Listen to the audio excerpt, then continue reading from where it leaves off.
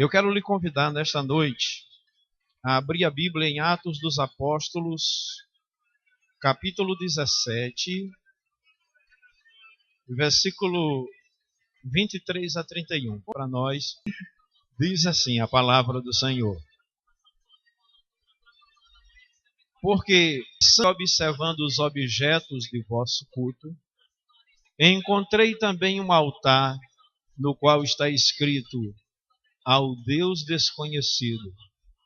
Pois esse que adorais sem conhecer é precisamente aquele que eu vos anuncio, o Deus que fez o mundo e tudo que nele existe, sendo ele Senhor do céu e da terra, não habita em santuários feitos por mãos humanas, nem é servido por mãos humanas como se de alguma coisa precisasse, pois ele mesmo é quem a todos dá vida, respiração e tudo mais. E de um só fez toda a raça humana para habitar sobre toda a face da terra, havendo fixado os tempos previamente estabelecidos e os limites da sua habitação, para buscarem a Deus, se porventura tateando o possam achar, bem que não está longe de cada um de nós, pois nele vivemos e nos movemos e existimos, como alguns dos vossos poetas têm dito, porque dele também somos geração. Sendo, pois, geração de Deus, não devemos pensar que a divindade é semelhante ao ouro, à prata ou à pedra trabalhados pela arte e imaginação do homem. Ora, não levou Deus em conta os tempos da ignorância, agora, porém, notifica aos homens que todos, em toda parte, se arrependam, porquanto estabeleceu um dia em que há de julgar o mundo com justiça, por meio de um varão que destinou e acreditou diante de todos, ressuscitando-o dentre os mortos. Oremos. Senhor Deus e Pai celestial, eu quero te agradecer, meu Deus, pela tua palavra lida nesta noite. A tua palavra que é viva e eficaz, que é mais penetrante do que espada de 2 gumes, que penetra a ponto de dividir a alma do espírito, as juntas e medulas, que é apta para discernir os pensamentos e as intenções do coração. Fala, Senhor, com cada vida nesta noite, e opera de uma forma muito especial. Eu te peço em nome de Jesus, o nosso Salvador eterno. Amém. Queridos irmãos e amigos aqui presentes, e você que terá a oportunidade de ouvir esta mensagem através das redes sociais, e você que terá a oportunidade de assistir através dos canais disponíveis nos dias atuais. Penso eu que já tive a oportunidade de pregar essa mensagem em alguns lugares, em algumas ocasiões, com certeza na primeira igreja, não lembro se aqui alguma vez eu já tive a oportunidade de ministrá-la. Mas o que é certo é que eu tinha a intenção de trazer uma mensagem dentro de uma temática completamente diferente da de hoje. Mas, em meditação, fui conduzido pelo Espírito Santo para ler mais uma vez esse texto das Escrituras Sagradas, que vai nos contar a respeito da segunda viagem missionária feita pelo apóstolo Paulo. Esse texto vai nos dar conta que o apóstolo Paulo, em sua segunda viagem missionária, pregou o evangelho e estabeleceu novas igrejas em várias cidades do mundo de então. Nessa segunda viagem missionária, por exemplo, ele estabeleceu a igreja na cidade de Filipos, que de acordo com a Bíblia era a principal cidade da Macedônia, no continente da Europa. Ali Deus abriu o coração de uma vendedora de púrpura da cidade de Tiatira, chamada Lídia, para que ela pudesse ouvir a palavra de Deus. E a Bíblia nos dá conta que essa mulher recebeu com alegria a fé cristã. Foi ali também, na cidade de Filipos, que o apóstolo Paulo e o seu companheiro Silas foram açoitados e presos. E foi ali também, na cidade de Filipos, que ambos, com os corpos feridos, sangrando, machucados, torturados, eles ainda têm coragem de, na prisão, encarcerados, fazer oração e cantar louvores a Deus. E é exatamente nessa situação em que eles se encontram, presos, encurralados, machucados fisicamente, mas com o coração livre para adorar ao Senhor, que de repente o poder de Deus se manifesta. O Espírito de Deus opera de uma forma extraordinária, provocando terremotos naquele lugar. E a Bíblia diz que as portas do cárcere são abertas. O guarda que estava dormindo se acorda assustado, imaginando que todos os presos teriam fugido e que ele, como soldado romano, responderia com a sua própria vida. Teria que pagar com a sua própria vida. E sabendo ele que teria uma morte dolorosa, ele diz a Bíblia em Atos capítulo 16, que ele resolve dar cabo em sua própria vida, desembanhando a espada para se matar. E nesse momento uma voz brada de dentro do cárcere, dizendo: não te faças nenhum mal, porque todos aqui estamos. E aquele carcereiro tira Paulo e Silas de dentro da prisão e lhes pergunta: senhores, o que é necessário que eu faça para me salvar, para que eu seja salvo? E eles respondem em Atos 16:31, crê no Senhor Jesus Cristo e serás salvo tu e a tua casa. E a Bíblia diz que aquele homem creu, foi salvo, ele e toda a sua família foram batizados. As mesmas mãos que foram usadas para açoitar a Paulo eram usadas agora para prensar as suas feridas, para curar as suas feridas. E é assim que nasce a igreja na cidade de Filipos. Depois, no capítulo 17, que é exatamente o capítulo que a gente leu, vai nos dizer que Paulo chega na cidade de Tessalônica. E ali ele também estabelece a igreja naquela cidade. Posteriormente, ele escreve uma carta aos Tessalonicenses para falar, ele escreve 2 cartas, na verdade, para falar sobre a segunda vinda de Jesus, a necessidade da gente viver em santidade e nutrindo essa doce esperança de que um dia os céus se fenderão, se rasgarão, se abrirão e Jesus descerá nas nuvens com poder e grande glória e nós venceremos a gravidade e subiremos ao encontro do noivo amado e estaremos para sempre com ele. E Paulo diz que a gente deve manter viva esta chama em nosso coração.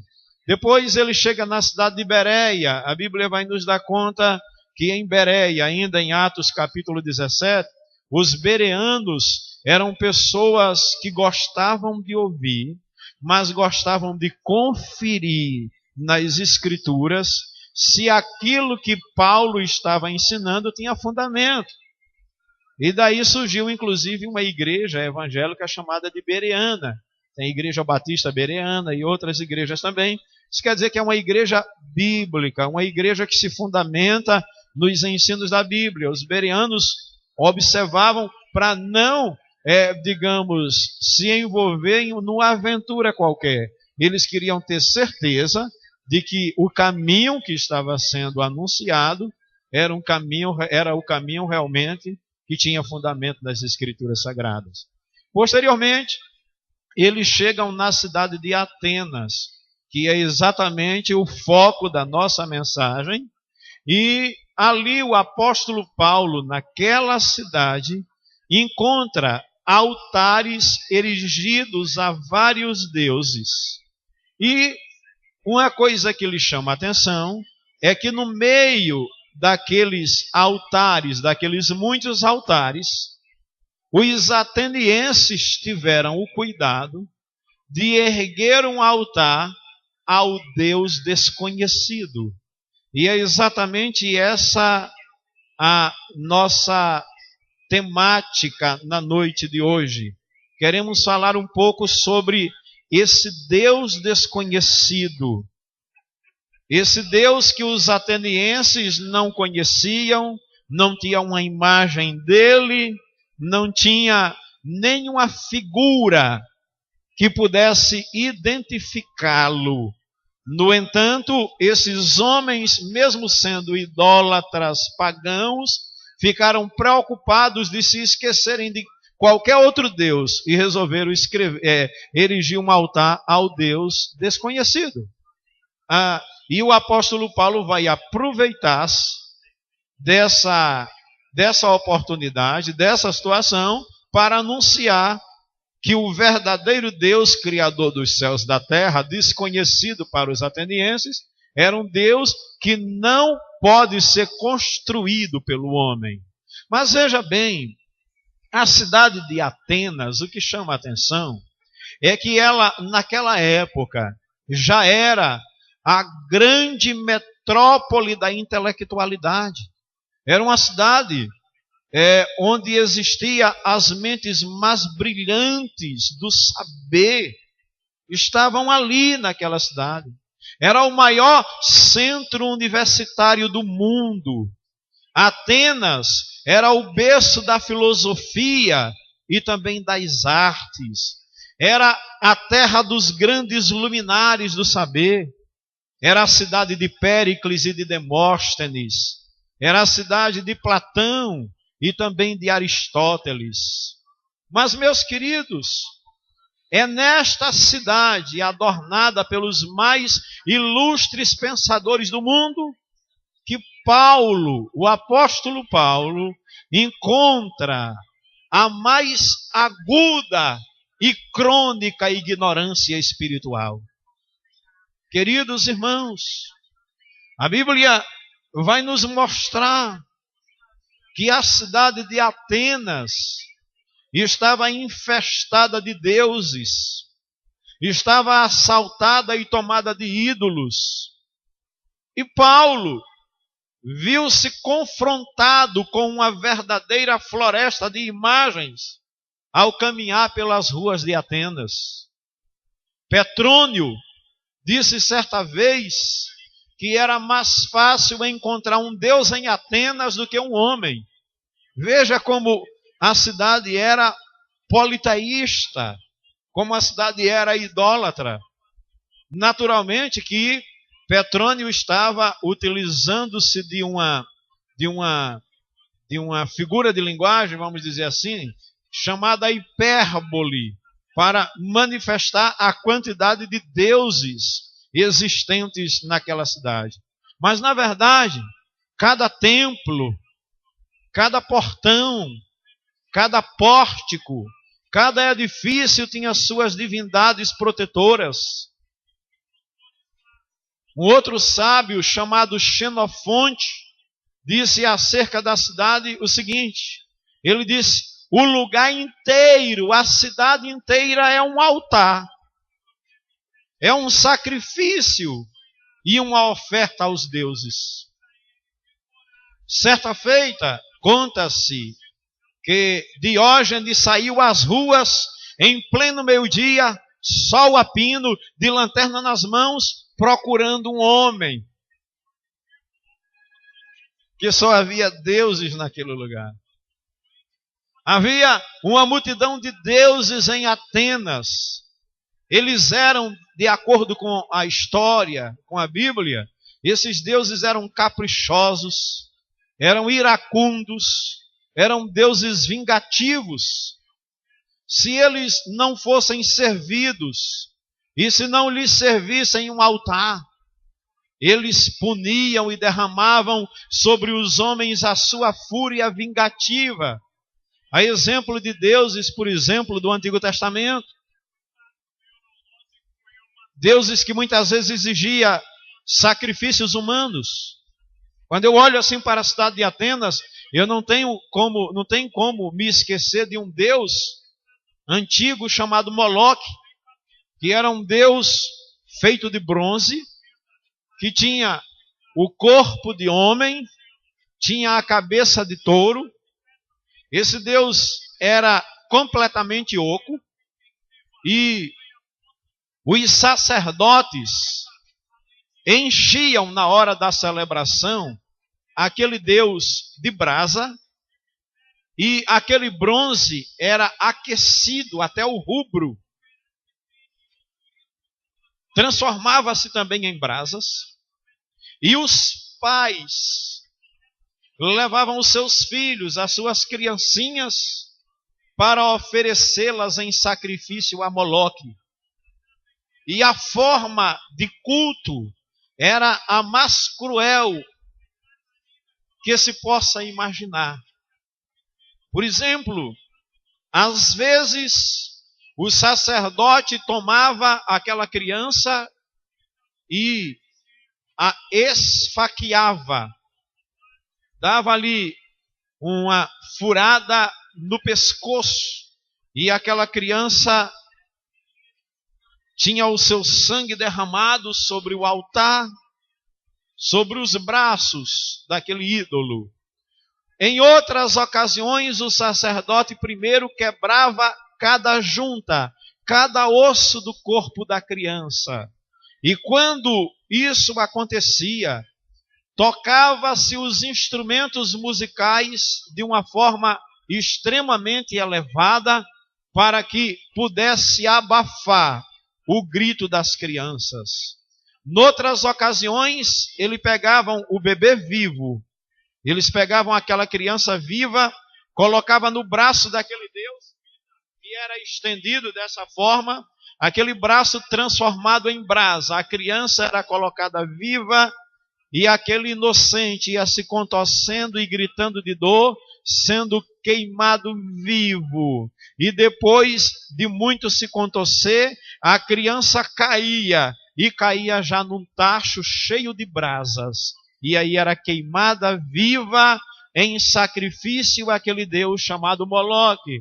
E os pais viam nisso um ato de heroísmo, viam nisso uma forma de satisfazer e também aplacar a ira dos deuses. Agora pensem comigo, como é que pode, numa cidade tão culta como Atenas, no berço da filosofia, onde havia os grandes luminares do saber, conforme nós falamos, a gente vê também tanta cegueira espiritual, a gente vê tanta obscuridade em relação ao mundo espiritual, e as pessoas agindo de uma forma tão primitiva, e entendendo que esse tipo de sacrifício, de ritual, era uma forma de adoração. Havia outros deuses que exigiam na sua liturgia todo tipo de imoralidade, de promiscuidade sexual. As sacerdotisas do templo desses deuses eram, na verdade, prostitutas que estavam ali para oferecer, através do sexo, a adoração ao seu Deus. E a gente fica imaginando como é que pode um povo tão iluminado intelectualmente, porém tão cego e tão ignorante espiritualmente. Isso me faz ver aquilo que Paulo vai dizer aos Coríntios. 2 Coríntios, ele vai dizer que o Deus deste século cegou o entendimento dos incrédulos, para que se lhes não resplandeça a luz do evangelho da glória de Cristo. Essa é a grande verdade. O inimigo tem capacidade de cegar a mente de uma pessoa, para que ela não compreenda as verdades de Deus. A pessoa só tem condição de receber luz quando o inimigo solta a sua mente, quando o inimigo as livram, ou quando ele é expulso, quando ele é isso da vida dessa pessoa, quando ele libera a mente dessa pessoa. Então o evangelho tem poder de penetrar nos porões de sua alma e transformar essa pessoa em uma nova criatura. Mas Paulo chega ali, nesse mundo pagão, politeísta, cego das coisas de Deus, e encontra o altar que foi erigido ao Deus desconhecido. Por que é que os atenienses erigiram esse altar? Porque eles tinham medo dos seus muitos deuses e preocupados de se esquecerem de algum deles, de alguns desses deuses, eles ergueram um altar ao Deus desconhecido. E é a partir desse altar que o apóstolo Paulo começa a falar sobre o verdadeiro Deus que era desconhecido pelos atenienses. É a partir daí que Paulo mostra quem é o Deus desconhecido. E eu quero, utilizando-me das palavras de Paulo nesta noite, mostrar, segundo as Escrituras Sagradas, quem é o Deus desconhecido apresentado pelo apóstolo Paulo. Em primeiro lugar, o apóstolo Paulo nos diz que o Deus desconhecido é o Deus Criador. Olha o versículo 24 do capítulo 17 de Atos dos Apóstolos, o que é que diz? Ele é o Deus que fez o mundo e tudo o que nele existe. Então esse Deus desconhecido dos atenienses é o Deus criador dos céus e da terra. A gente precisa entender que os deuses dos gregos eram ídolos, eram deuses feitos pelos homens, mas o Deus que Paulo anuncia aqui é o Deus que fez o mundo e tudo que nele existe. Foi ele quem criou os mares piscosos, os rios serpenteantes, os campos engrinaldados e machetados de flores. Foi ele quem criou os prados farfalhantes, as montanhas alcandoradas. Foi Deus quem bordejou o céu de estrelas luzentes. Foi Deus quem cinzelou e emoldurou o horizonte a cada manhã e a cada entardecer, com quadros com visão de riquíssima beleza. Queridos irmãos, em cada detalhe da natureza, nas pequenas coisas da natureza, podemos ver a assinatura de Deus. A Bíblia nos diz que o universo é o teatro da glória de Deus. A Bíblia nos diz que a natureza é uma orquestra gigantesca, onde cada obra, cada criação é um instrumento que entoa o louvor ao Deus Criador. Quando você abre a palavra de Deus no Salmo 19, você vai compreender aquilo que eu estou falando.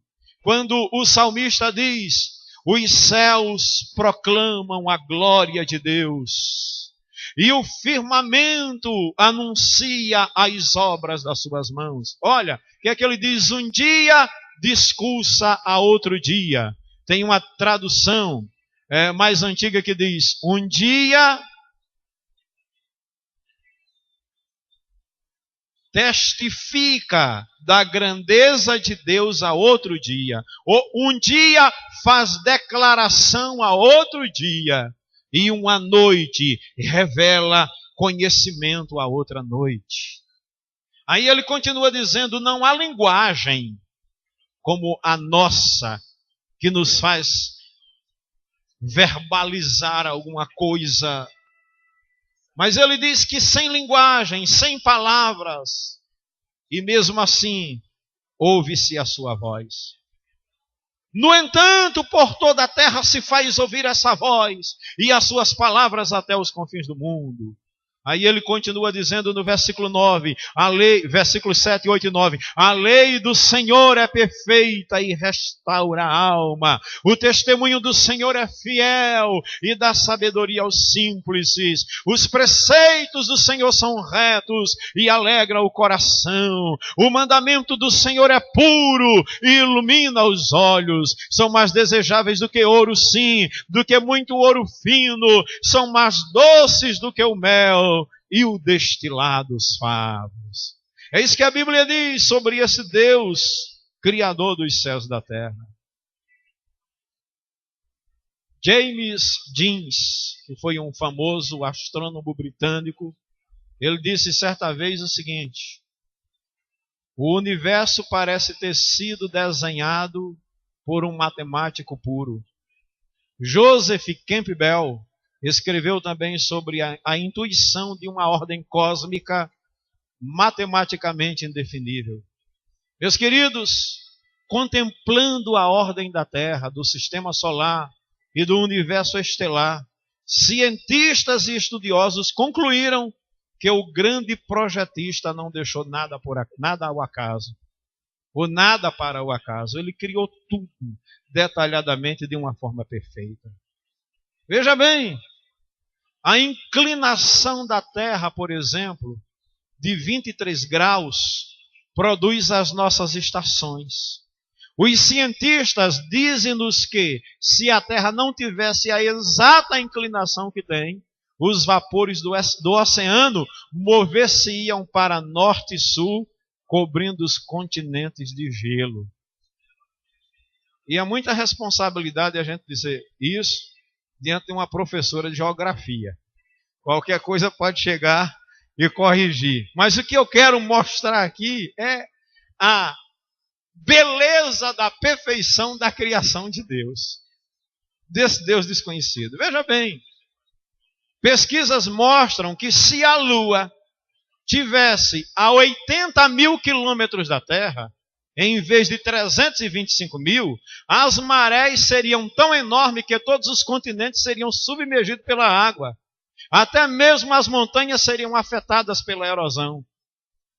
Se a crosta terrestre fosse apenas 3 metros mais grossa, não haveria oxigênio e sem ela toda a vida animal morreria. Se os oceanos, é bom que você preste atenção, isso é muito importante. Se os oceanos fossem uns poucos metros mais profundos, o dióxido de carbono e o oxigênio teriam sido absorvidos e nenhuma vida vegetal poderia existir. O peso da Terra foi estimado em 6 sextilhões de toneladas. Ela tem ainda assim um equilíbrio perfeito e gira com facilidade no seu eixo. A Bíblia diz que Deus faz parar a terra sobre o nada. Meus queridos irmãos, isso mostra que o universo, que o cosmos, não é fruto do acaso, não é produto de uma explosão, nem veio de uma geração espontânea, como querem os naturalistas. Meus queridos, as teses evolucionistas são teorias desconexas, inconsistentes, incoerentes e sem a veracidade das provas. São suposições que agridem a razão e falseiam a verdade. São teorias que estão apoiadas em colunas podres, como diz o nosso amigo Hernandes Lopes. O livro A Origem das Espécies, de Charles Darwin, publicado em 1859, em Londres, contém nada menos que 800 verbos no futuro do subjuntivo. Suponhamos. São apenas suposições. Essa é a grande verdade. A evolução é uma suposição improvável. É uma hipótese que procura ficar de pé, escorada em um bordão podre, em uma teoria falaz, sem base. E teoria sem base é cesto sem fundo. Aliás, isso aqui não são palavras minhas, é resultado de um livro que eu tenho aí. Teoria sem base é cesto sem fundo. Então, meus queridos, a evolução não é uma verdade científica. Ela não possui a evidência das provas. Conta-se que Galileu, preso na masmorra, porque descobriu o movimento da Terra, foi certo dia visitado por um amigo que lhe perguntou se cria em Deus. Você realmente crê em Deus? Galileu apanhou uma palha seca que havia no chão sombrio e disse: essa hastezinha seca, somente ela basta para me provar a existência de Deus.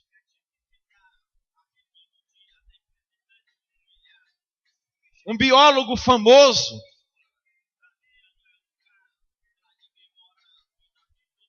Luís de Agassiz, ou Luís de Agassiz, conforme a tradução, dizia aos seus alunos que antes de se aprofundar nos segredos da natureza, precisamos buscar o Deus da natureza. Queridos, foi essa colossal e esplêndida natureza que em seus reverberos universais, com suas leis precisas e sua beleza multifária, arrancou a Voltaire, o príncipe dos ateus, a confissão paradoxal, que alguém colocou em rima. Assombra-me o universo, eu procuro em vão que exista um tal relógio e um relojoeiro não. Na verdade, existe sim uma causa não causada que gerou todas as coisas. Ele não é apenas o primeiro motor, mas ele é aquele que deu origem a todas as coisas. O eterno, que sendo eterno não está sujeito à eternidade, porque ele é o Pai da eternidade, o Criador da eternidade. Então ele é antes da eternidade. Se a gente procurasse realmente utilizar uma outra linguagem para descrevê-lo, ele não está limitado à eternidade. A eternidade já foi criada por ele. Se é que a eternidade tem realmente uma origem, mas a eternidade está sujeita a ele. Certa feita, conta-se que o imperador Trajano perguntou ao rabino Josué: onde está o seu Deus? Aí o rabino disse: ele está em toda parte. Trajano disse: pode o Senhor mostrar-me? Não é essa a inclinação natural do homem, não é isso? Querer ver, enxergar, apalpar para poder crer. Não foi essa a atitude de Tomé?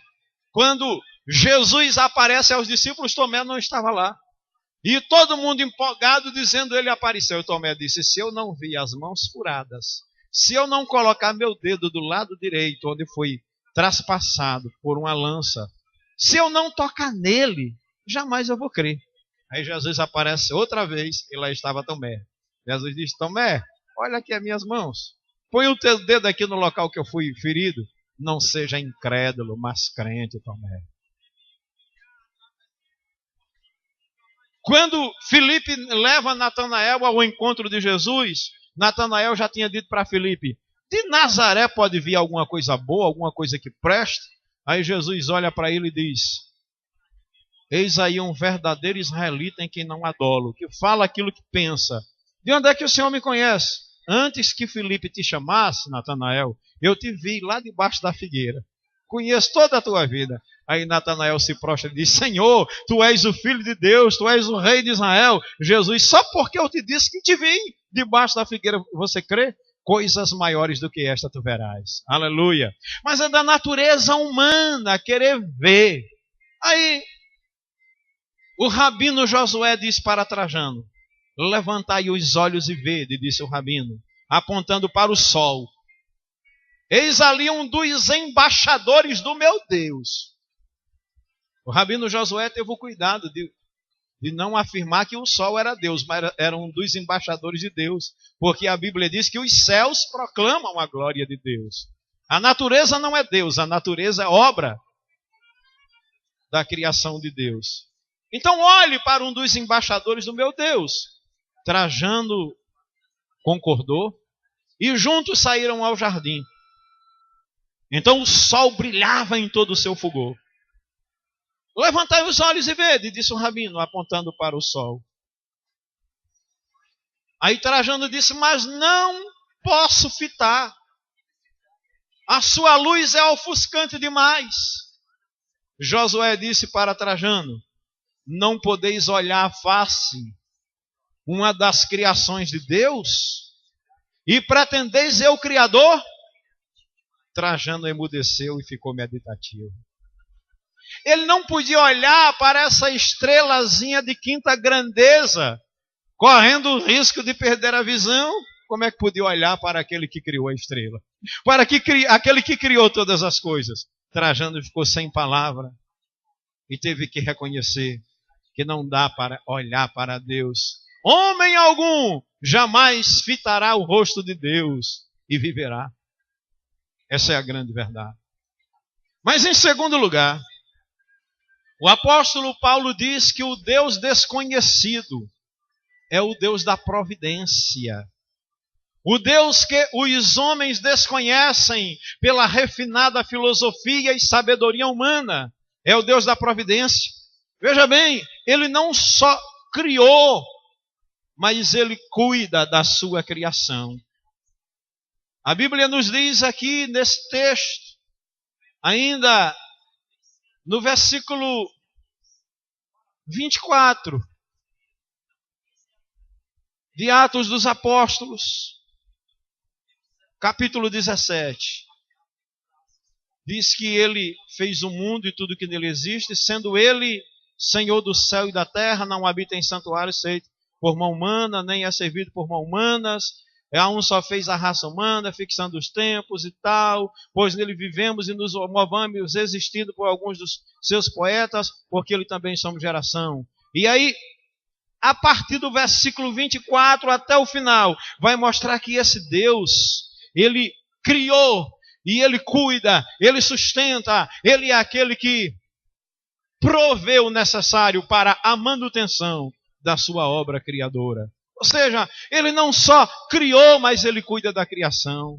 Deus não está distante da sua criação. Ele não está indiferente nem fora dela. Ele sustenta toda a obra criada. Ele preserva todos com vida. E a Bíblia diz que o exército do céu o adora.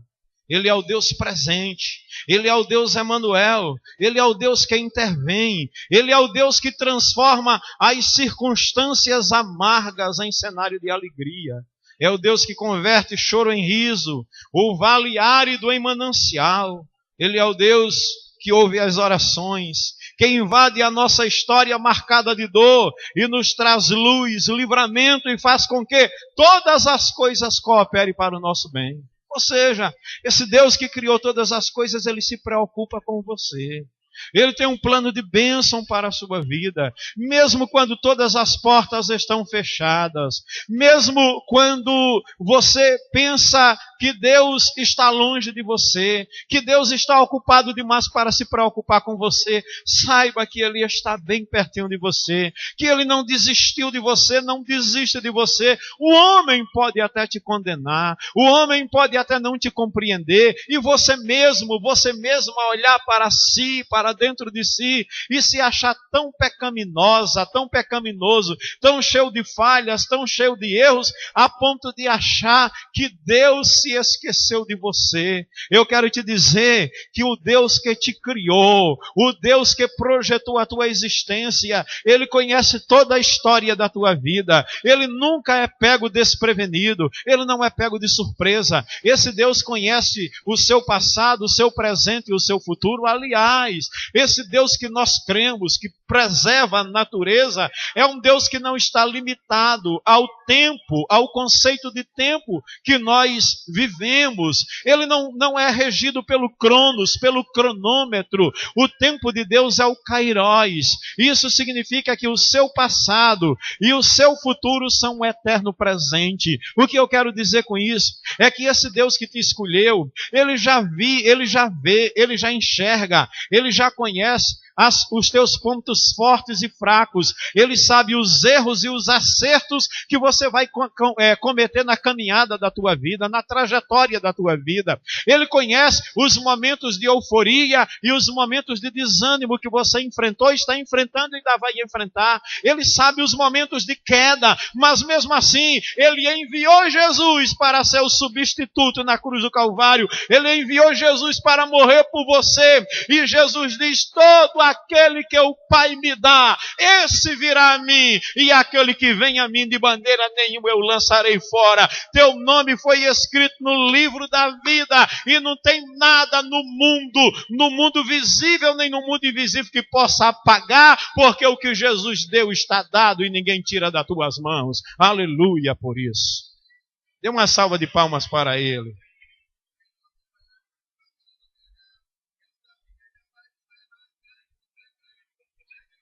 O Deus da providência não é o Deus desconhecido dos agnósticos.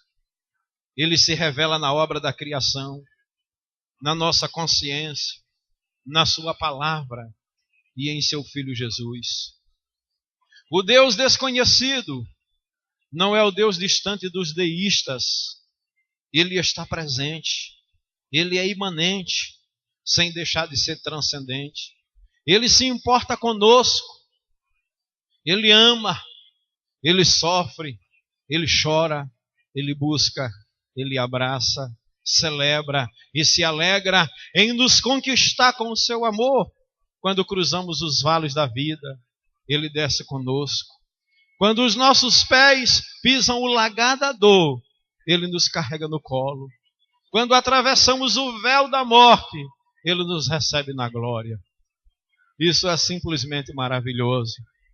O Deus desconhecido, meus irmãos, não é o Deus impessoal dos panteístas, que prega que Deus é tudo e que tudo é Deus, que Deus é uma árvore, que Deus é o sol, que Deus é uma folha, e aí eles adoram a natureza. Não, o nosso Deus não é o Deus dos panteístas. Ele é distinto da criação, Ele é o Criador. Ele é maior do que o universo. Ele é a causa que originou todas as coisas. Ele é o arquiteto, o idealizador do universo. As coisas criadas não são divindade, mas refletem a sua glória, como diz a palavra de Deus. Veja bem, Deus está em toda parte sem ser tudo.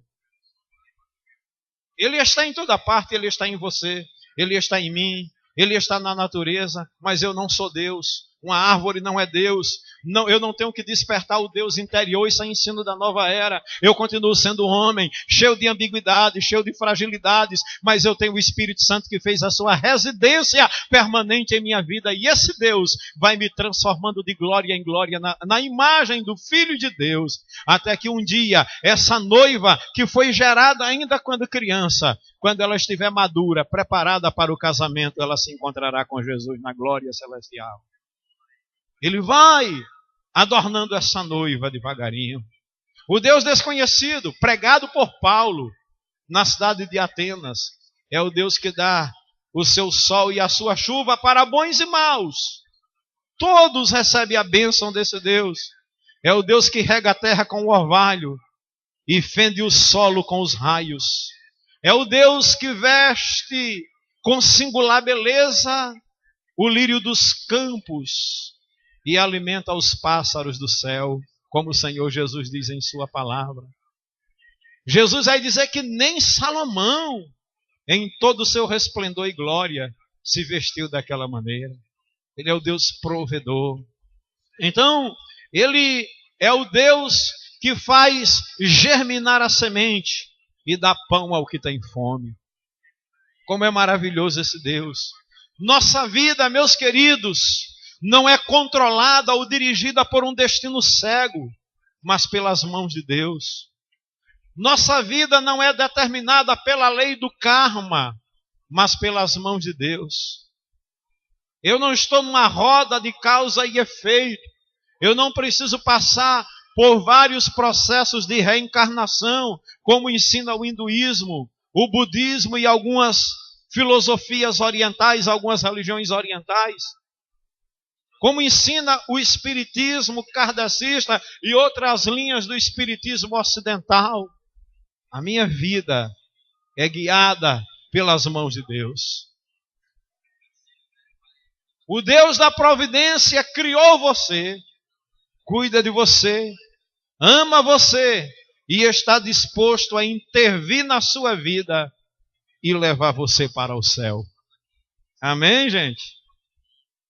Terceira coisa que Paulo vai nos dizer aqui é que o Deus desconhecido é o Deus que se encarnou para ser o nosso Redentor. Que coisa linda! É o Deus que se humanizou, que assumiu a natureza humana para ser o teu Redentor. Irmãos, quando eu penso nessas coisas, o meu coração se enche de alegria, de um gozo indescritível. Porque quando eu imagino que eu era, por natureza, filho da ira, como diz a palavra, estava sob o domínio do pecado e não havia nada de bom em mim que pudesse agradar a Deus. Mas Deus resolve sacrificar o seu próprio filho por amor a mim. O Filho de Deus entra legalmente nesse mundo como filho do homem. É gerado no ventre de uma mulher, de uma virgem. Entra como filho do homem, desenvolve o ministério como homem. Jesus, ele não utilizou seus atributos da divindade para passar pela cruz. Não, ele sofreu a dor que todo ser humano sofre. Ele sentiu tristeza, ele sentiu fome, frio, sono. Ele se alegrou, ele chorou, se entristeceu. Ele viveu todos os tipos de sentimentos e emoções e enfrentou todos os dramas que o ser humano pode enfrentar. Ele fez tudo isso para se identificar conosco, para nos compreender e para manifestar o quanto Ele está interessado em nós. Tem muita gente que olha muitas vezes para uma pessoa e diz: aquilo lá não tem mais jeito, aquela pessoa lá não tem mais jeito, aquilo é um caso perdido. A meu ver, o carpinteiro de Nazaré, Jesus Cristo, tem em suas mãos uma plana afiada que pode endireitar qualquer vida torta. Ele pode transformar qualquer pessoa. Aí onde é que está a beleza do Evangelho? Porque é o poder de Deus para a salvação de todo aquele que crê. Paulo vai nos dizer aqui que o Deus desconhecido dos atenienses é o Deus que desceu da glória, que se fez homem, é o rei que se fez servo, ele é o transcendente que se fez imanente, é o Deus de amor que se entregou por nós, suportando a cruz e pagando o preço da nossa redenção. Ele não é um Deus que ameaça, pune e esmaga os homens com violência, não. Ele é o Deus que levou sobre si os nossos pecados. Ele é o Deus que acolhe os inacolhíveis, que abraça os inabraçáveis, busca o perdido, perdoa a meretriz e liberta o ladrão. Ele é o Deus que dá vista ao cego e cura o aleijado. Ele é o Deus que dá pão ao faminto e levanta o caído. Ele é o Deus que entrou na história dos homens, viveu como homem, sofreu a nossa dor, chorou a nossa lágrima, carregou sobre si as nossas doenças e derramou a sua alma na morte. Ele é o Deus que, sendo soberano, se humilhou, que, sendo rico, se fez pobre, que, sendo revestido de majestade e glória, nasceu numa estrebaria, numa manjedoura. Ele é o Deus que, sendo adorado pelos anjos, foi cuspido pelos homens. Ele fez tudo isso por amor aos homens. Ele é o Deus que, sendo bendito eternamente, amém, se fez maldição, que sendo santo se fez pecado. Ele é o Deus que abraça a cruz como único recurso de manifestar-nos a sua justiça e o seu amor. Ele é o Deus que suporta o espetáculo horrendo do Gólgota para nos salvar. Ele é o Deus que recebe uma coroa de espinhos para nos dar uma coroa de glória, que sofreu a sede atroz para nos dar a água da vida. Ele é o Deus que foi manietado, que foi preso, amarrado no Getsêmani pelos seus algozes, pelos seus opressores, para nos libertar das algemas do pecado. Ele é o Deus que foi desamparado na cruz do Calvário para sermos aceitos diante do trono do Pai. Ele é o Deus que ressuscitou ao terceiro dia, que derrotou a morte. Jesus matou a morte com a sua morte. Por isso que Osés de Paula cantava: a morte morreu no lenho da cruz, e quem a venceu foi Cristo Jesus, com mãos estendidas, cheias de poder. Jesus dá vida a todo que crê. Viva com Deus, agora e aqui, e não tenhas medo de um dia partir. Por isso eu insisto nos conselhos meus: aceite a Cristo e viva com Deus. Viva com Deus. Viva com Deus.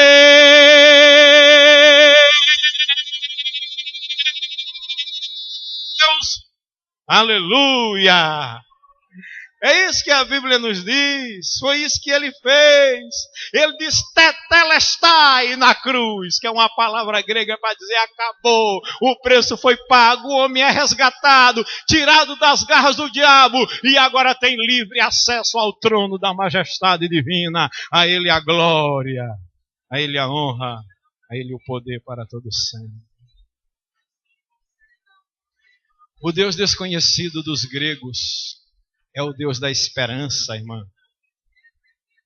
Pensou, irmã Graça? Graça e esperança. A graça e a esperança se beijaram. Glória a Jesus.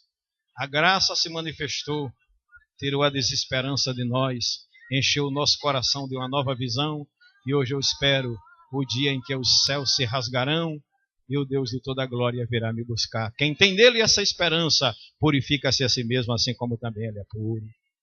Ele é o Deus que preparou para nós um lar eterno, onde não haverá lágrimas, nem pranto, nem luto, nem dor.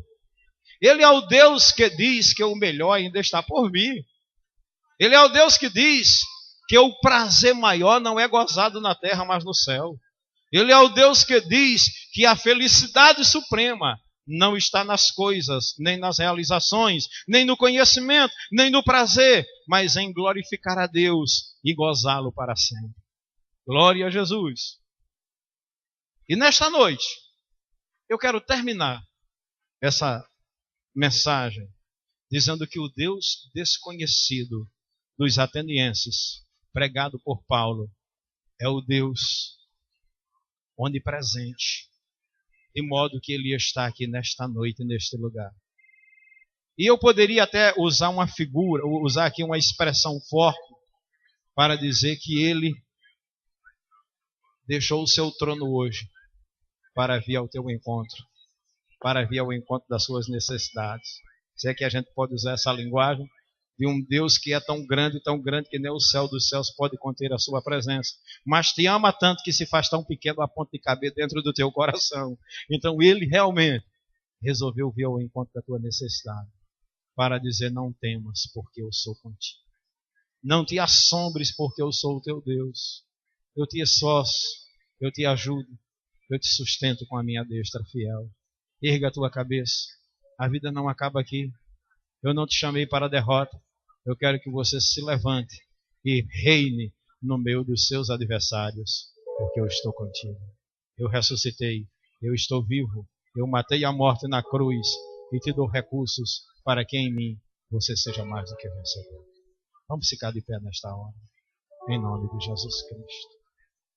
Eu quero orar com você nesta noite. Quero agradecer a Deus pela sua vida nesta noite. E quero pedir para Deus realmente